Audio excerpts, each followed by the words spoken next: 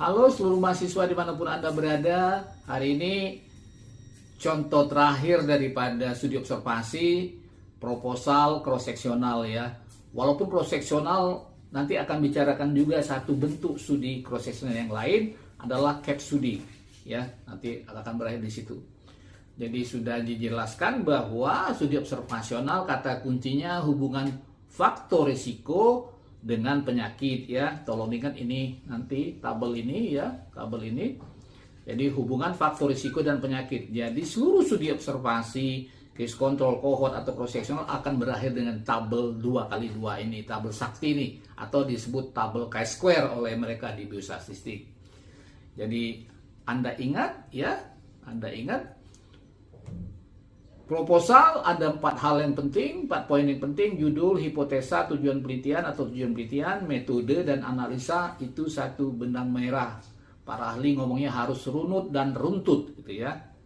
Jadi dari judul orang tahu akan berakhir dengan analisa apa. Makanya saya balik nih judul langsung ke analisa. Analisa dulu baru judul gitu ya, supaya lebih ingat gitu ya. Ini judul-judul penelitian ya yang saya contohkan di case control cohort sama saja. Nah, kalau cross sectional mempunyai ciri ya gitu ya. Kata kunci dari 5 ini adalah misalnya contoh nomor 3, a survey of alcohol and drug use among UK based dental undergraduate. Jadi a survey itu kata lain daripada cross sectional ya. Selanjutnya adalah latar belakang gitu ya. Nah, latar belakang sama persis seperti case control dan cohort. Kalau untuk cross sectional ini definisinya tolong ingat ya, both risk factor and disease are determined in the same time. Jadi faktor risiko dan penyakit ditentukan secara bersamaan, berbarengan. Kalau case control dibagi berdasarkan penyakit, kalau cohort dibagi berdasarkan faktor risiko, tapi kalau cross sectional ini berbarengan. Jadi sama yang minggu-minggu yang lalu. Jadi buat dulu definisi preeklamsi, berapa prevalensinya segala macam dari internasional sampai ke lokal ataupun regional. Kemudian faktor-faktor risiko apa yang berperan, ya. Kemudian luaran bayi akibat preeklamsi, infeksi, sepsis, BBLR. Jadi outcome bisa banyak gitu ya. Tapi kalau untuk cross sectional faktor risikonya yang banyak. Baru terakhir ditutup dengan alasan pentingnya penelitian gitu ya. Why the study is important. Jadi belum ada data, melengkapi data, kontroversi data, spesifik lokal area, dan terakhir adalah indikasi baru kalau untuk studi eksperimental. Ya. Selanjutnya adalah rumusan masalah. Jadi rumusan masalah ini sebenarnya juga mengikuti judul ya, sama tujuan penelitian. Jadi bedanya rumusan masalah dan tujuan adalah kalau rumusan masalah dalam bentuk pertanyaan, tapi tujuan dalam bentuk pernyataan. Apakah ada hubungan antara preeklamsi berat dan dengan infeksi neonatus?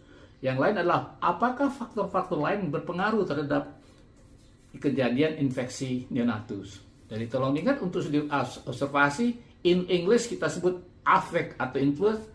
Satu lagi yang kelupaan adalah impact ya. Tapi kalau eksperimental efek gitu ya, beda gitu ya.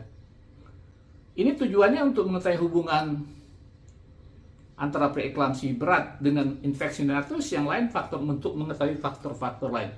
Jadi tadi sudah saya sebut rumusan masa dalam bentuk pertanyaan, kalau tujuan penelitian dalam bentuk pernyataan ya.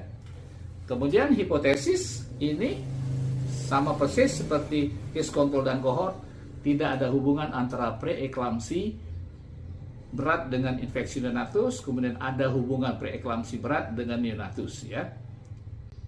Nah, ini secara teori ya. Jadi hubungan itu ada 2, yang tidak jelas not clear dan yang clear. Kalau yang not clear ini kita sebut deskriptif, berakhir dengan serial kasus, dan analisanya akan berakhir dengan korelasi, jadi mencari R.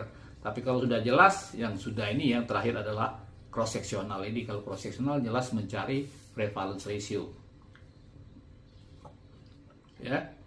Nah, manfaat penelitian ada 3: akademis dalam arti ke bidang ilmu yang bersangkutan ya, ke bidang ilmu apakah kebidanan atau ke anak-anak karena dari contoh tadi klinis, secara profesi dan sosial itu terhadap pasien sendiri ataupun keluarga dari pasien.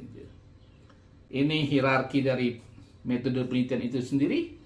Jadi yang kita bicarakan adalah yang studi observasi ini cross seksional, yang terakhir ya, case control dan cohort. Kemudian ini contoh-contoh penelitian deskriptif yang masuk ke jurnal, ini eksperimental. Nah, ini metode penelitiannya ya. Jadi untuk cross seksional nama lainnya dalam bahasa Indonesia studi potong lintang, tapi dalam bahasa metode bisa disebut studi prevalence. Makanya cross seksional di beberapa buku yang lama disebut deskriptif analitik kalau hanya Anda mencari prevalensi saja. Tapi kalau Anda mencari prevalence ratio, dia menjadi analitik ya. Tempat dan waktu bagian ilmu kesehatan anak, jadi Anda bandingkan dengan case control dan cohort, tempat dan waktunya di mana. Jadi begitu case control, begitu cohort, tempat dan waktu pasti berubah. Dan terakhir yang membedakan adalah populasi dan sampel. Jadi kalau di sini cross seksional, karena dia prevalent, semua neonatus yang memenuhi kriteria inklusi. Jadi baik yang infeksi nantinya masuk dengan yang tidak infeksi. Karena kata kuncinya adalah dalam cross seksional kita mencari prevalence dulu, tuh ya. Nah, jadi ini kriteria inklusinya semua neonatus yang datang ke box neonatus Departemen Ilmu Kesehatan Anak, kemudian kriteria inklusi neonatus dengan komplikasi atau dengan penyakit tambahan, gitu ya. Selanjutnya adalah besar sampel. Nah, kalau case control cohort menggunakan rumus 2 proporsi, pada cross sectional menggunakan rumus 1 proporsi. Tapi P di sini bukan proporsi ya, cuman sebutannya saja. P di sini adalah prevalensi. Jadi Anda harus membuktikan prevalensi yang Anda pakai itu benar atau. Makanya hati-hati dalam mencari studi pustaka untuk prevalensi ini ya, karena kita akan menguji dulu prevalensi yang kita dapat ya.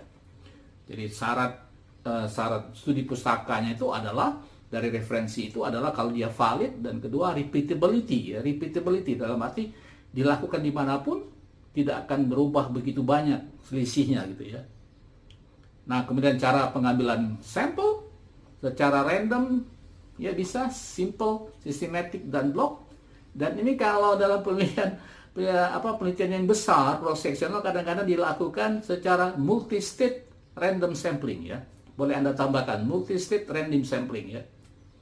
Ya, apalagi kalau misalnya Anda ingin mengetahui hubungan prevalensi penyakit A dengan resiko tertentu untuk seluruh SD gitu ya, seluruh SMP, SMA atau seluruh university. Jadi biasanya diambil secara multi-state random sampling. Variabel penelitiannya sama seperti case control dan cohort. Jadi outcome disease dalam metode, dependent dalam biostatistik, infeksi neonatus, exposure risk dalam metode, independent dalam bahasa biostatistik, dan terakhir ditutup dengan variabel sosiodemografik atau universal, umur, seks, alamat. Oh, satu lagi saya lupa, cara pengambilan sampel.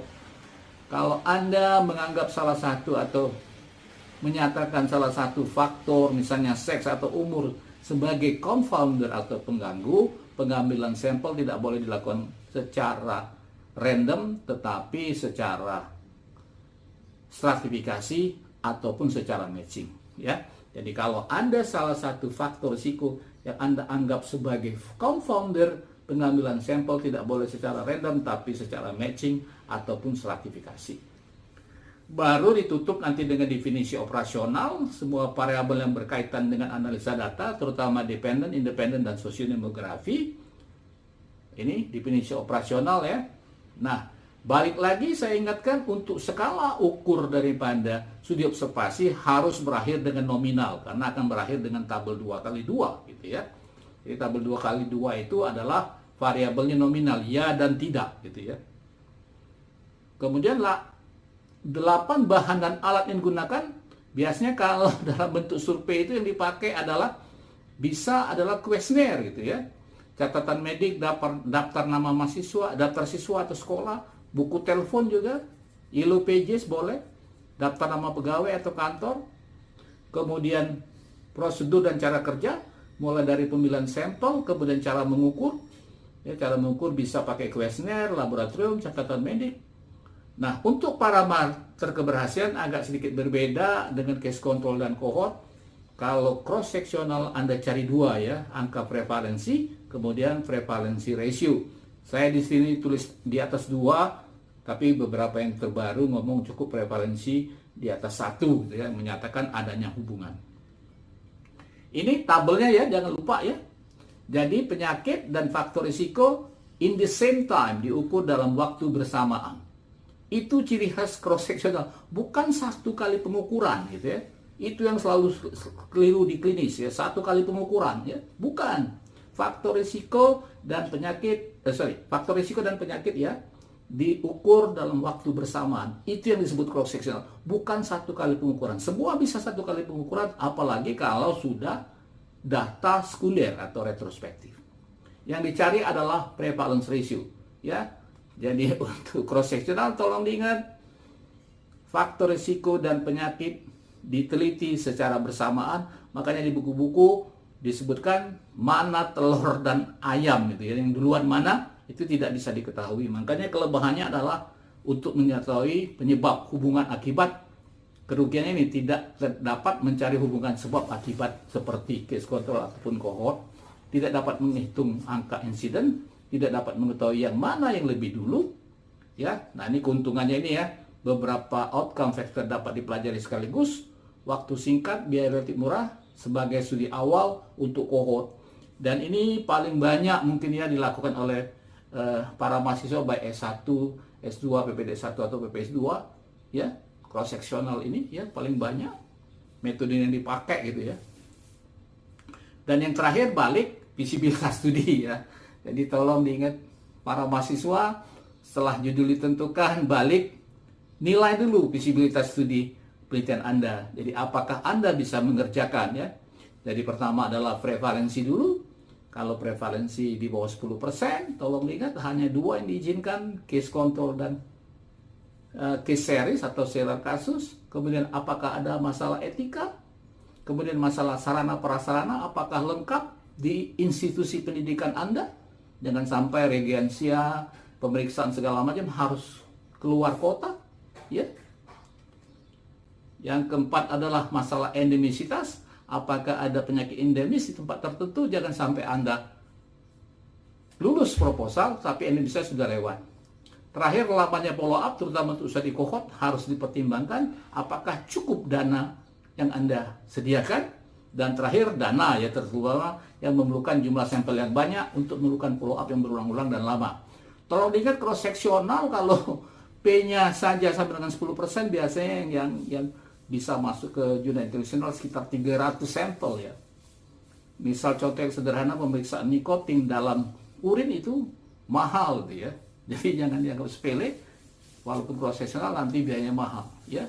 Sekian dulu mungkin ya kuliah hari ini. Terima kasih telah menonton. Jangan lupa subscribe, follow, and share.